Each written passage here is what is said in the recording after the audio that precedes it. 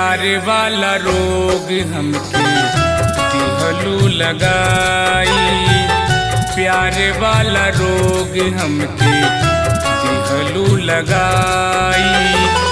तबो काहे बन गइलू दिल के कसाई, तबो काहे बन गइलू दिल के कसाई। प्यार वाला रोग हमके दिहलू लगाई, प्यार वाला रोग हमके दिहलू लगाई।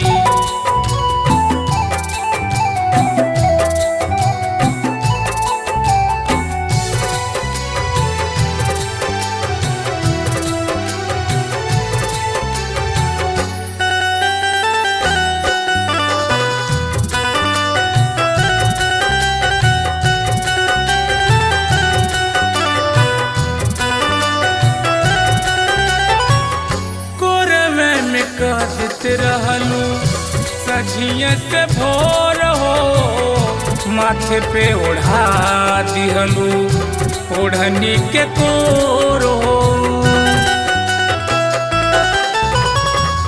कोरवे में कहत रहलू सझिया से भोर हो, माथे पे ओढ़ा दिहलू ओढ़नी के कोर हो। अखिया में आँख डाली हंसी हंसाई, प्यार वाला रोग हमके दिहलू लगाई, प्यार वाला रोग हमके दिहलू लगाई।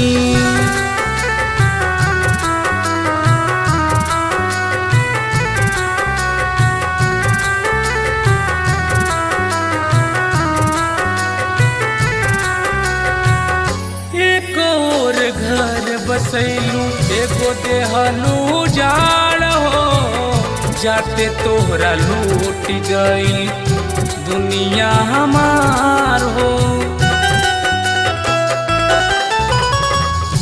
एक और घर बसैलू एगो देहलू जाड़ हो, जाते तोहरा लूट गई दुनिया हमार हो।